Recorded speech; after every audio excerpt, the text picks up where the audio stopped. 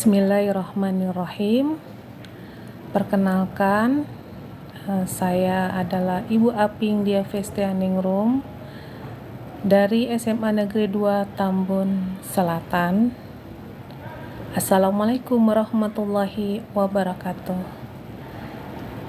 Baik, pada kesempatan ini Bu Aping akan menjelaskan mengenai pemecahan masalah, yaitu meningkatkan kemampuan menganalisa ruang dimensi 3 pada mata pelajaran matematika wajib atau umum di kelas 12 MIPA.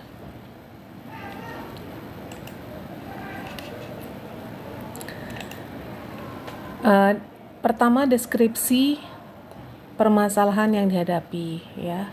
Kemampuan peserta didik menganalisa ruang dimensi 3 untuk mata pelajaran matematika umum pada kelas 12 MIPA memiliki berbagai permasalahan. Nah, permasalahan ini menjadi dampak bagi keberhasilan peserta didik dalam mendapatkan hasil penilaian dari proses kegiatan belajar. Berbagai permasalahan itu didapatkan setelah kegiatan belajar mengajar tentang materi yang berkaitan dengan materi dimensi 3 dilaksanakan di dalam kelas, sehingga membutuhkan pengamatan yang amat luas, ya. Nah, untuk itu memahami dan menganalisa bangun ruang adalah menjadi sangat penting dan tidaklah mudah. Perlu banyak cara untuk yang dilakukan oleh seorang peserta didik dalam memahami bangun ruang tersebut. Dan seperti kita ketahui bersama bahwa hanya dengan membaca saja materi dimensi 3 itu membutuhkan waktu yang sangat lama dan panjang bila tidak disertai dengan seringnya melatih dengan soal-soal yang berhubungan dengan bangun ruang secara nyata. Apabila tidak ada rasa menyerah dari peserta didik, Ibu yakin lambat laun akan dapat memahami, menganalisa dari bangun ruang tersebut. Lanjut kepada akar permasalahan. Untuk mengetahui cara yang harus dilakukan untuk mengatasi masalah dalam pembelajaran bangun ruang atau materi dimensi 3 pada kelas 12 MIPA, maka saya mencari akar permasalahan yang sebenarnya terjadi, yaitu yang pertama, apakah peserta didik menyenangi pembelajaran dimensi 3? Ini sangat penting, ya. Yang kedua, apakah waktu yang digunakan peserta didik sudah cukup sehingga mampu memahami dan menganalisa bangun ruang tersebut? Lalu yang ketiga, bagaimana teknik atau metode yang digunakan Bapak Ibu guru dalam menerapkan proses pembelajaran agar peserta didik dapat meningkatkan kemampuan menganalisis bangun ruang.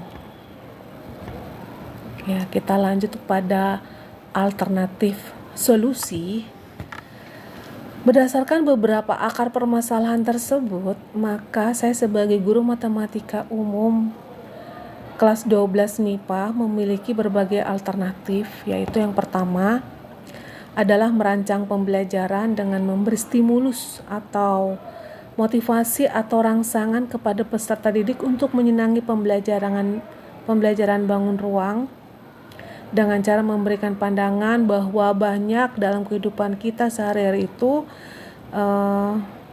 terpampang, ya, atau terpandang bangun-bangun 3 dimensi.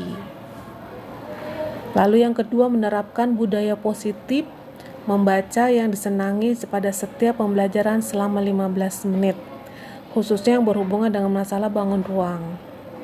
Yang ketiga, membentuk kelompok diskusi agar peserta didik dapat saling berkomunikasi satu sama lain dan membahas permasalahan yang sedang dibahasnya. Terakhir adalah memberikan media audiovisual berupa tontonan film animasi yang berhubungan dengan bangun datar ya, bangun datar sampai bangun ruang, sehingga terjadi perbedaan, sehingga mudah lebih tertarik ya untuk bisa memahami dan mengimajinasi. Hasil pemecahan masalah: 1.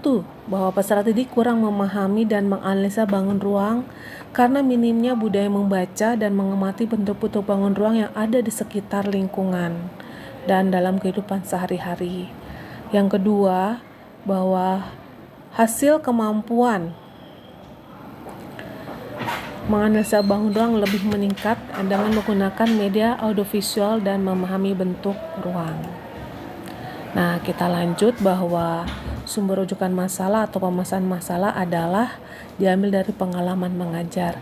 Saya di kelas 12 MIPA, khususnya di SMA Negeri 2 Tambun Selatan.